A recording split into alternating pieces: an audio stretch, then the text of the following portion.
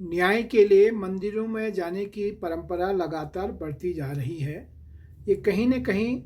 जो न्याय व्यवस्था है या प्रशासनिक व्यवस्था है या पुलिस व्यवस्था है,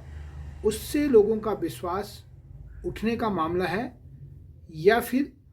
लोग इस हथकंडे को अपनाकर किसी को डराना चाहते हैं। चंपावत में पीडब्ल्यूडी के ऑफिस में एक फाइल खो गई और फाइल को ढूंढने के लिए भी वहाँ के अधिशासी अभियंता ने सारे कर्मचारियों से एक एक मुट्ठी चावल लाने के लिए कहा। अभी हाल में ही जो पंचायत चुनाव निपटे हैं, पंचायत चुनाव में जिला पंचायत के सदस्य हों, क्षेत्र पंचायत के सदस्य हों, बहुत दिनों तक उन्हें अपने कैद में रखा जाता है, लेकिन उन पर विश्वास फिर भी वो नहीं करते और उन्हें एक दिन कोटगाड़ी के मंदिर में ले जाया जाता है और उनसे रस्म कसम कराया जाता है। अभी बीण ब्लॉक में जो खंड शिक्षा अधिकारी गणेश जयाला हैं,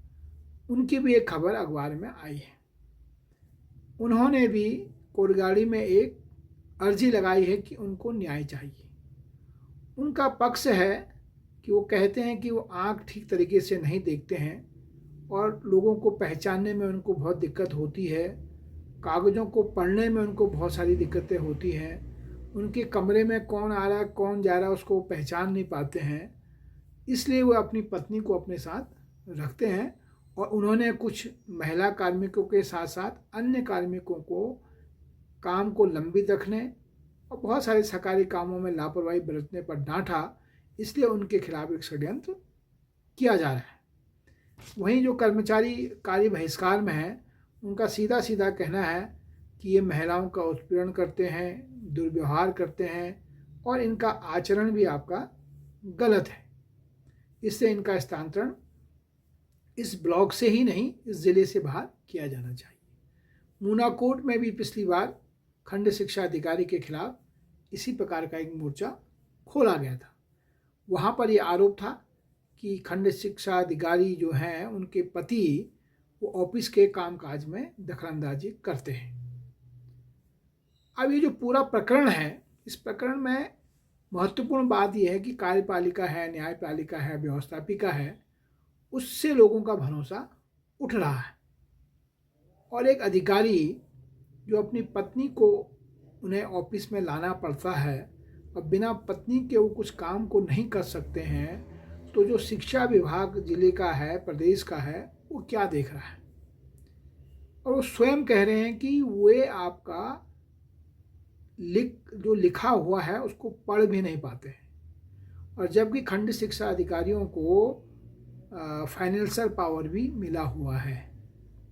तो ऐसे अधिकारी को आपने खंड शिक्षा अधिकारी कार्यालय में क्यों रखा है,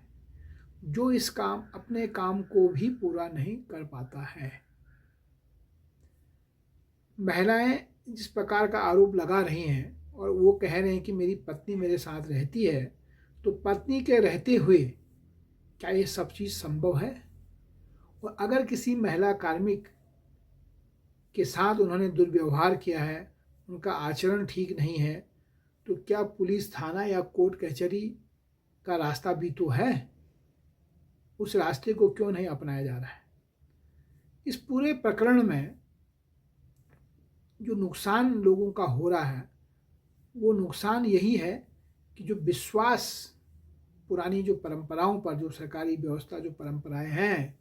जिनको हम आपका वैज्ञानिक व्यवस्थाएं कहते हैं, हमारे पास न्यायपालिका है, हमारे पास पुलिस है, हमारे पास व्यवस्थापिका है, कार्यपालिका है, तो इससे हम मोह भंग जो हम लोगों का हो रहा है,